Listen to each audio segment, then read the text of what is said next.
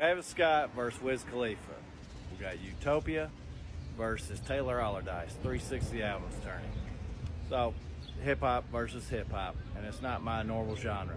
And I gotta say, the lyrics for both of these albums are more vapid than not, at least for me. I have a pretty high bar lyrically for hip-hop, and it doesn't help either album that this week I've been listening to the Kendrick Lamar responses to the Drake disses. So I've been listening to Meet the Grams, Not Like Us, and Euphoria quite a bit. Anyway, so lyrically, these albums already started off in a bad position. I can say that Travis Scott's album, when it's sonically, it can sound really good. I like Till Further Notice with James Blake, reminds me of like Broken Bells or Gorillaz, some Damon Albarn type songs. Love with Kid Cudi, it's a really groovy song. Fiend is a very, very catchy song. Now, I think the lyrics are preposterous, but just sonically, it's a very engaging song. Sirens, as sirens are going off around me, is another interesting track sonically. I really like the music of it. I like the sound of his voice. The lyrics are silly to me. The end really reminds me of like some of Radiohead, In Rainbow's era Radiohead. So really dig those tracks. Now, I do not partake of the green lettuce unless it's in salad. Not interested in blazing it.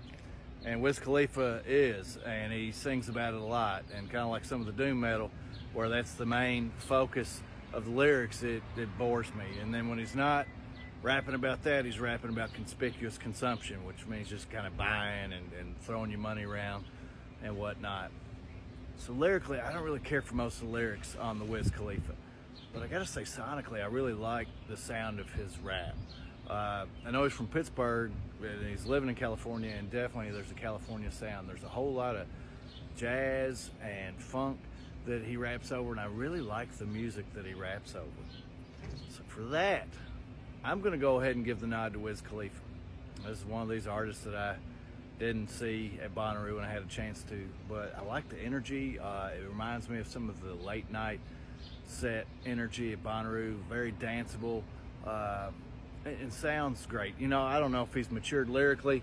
I think this album's over a decade old, so maybe I'll check out some of his newer stuff, but neither's as good as Kendrick Lamar, not even close. But advancing to the round of 180 albums, it's going to... you know, I don't script this out. I have a bunch of stuff jumbled up in my brain. But I didn't really say why Travis Scott wasn't advanced. I think I said some songs that I enjoyed. He over-relies on auto-tune.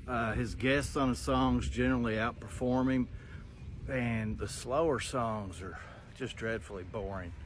That's why he doesn't advance. Should have articulated that, but it is what it is. Anyway, I was on a seesaw with this matchup. I've been listening to these albums for 3 or 4 days. Time 26 minutes 4 seconds. Total distance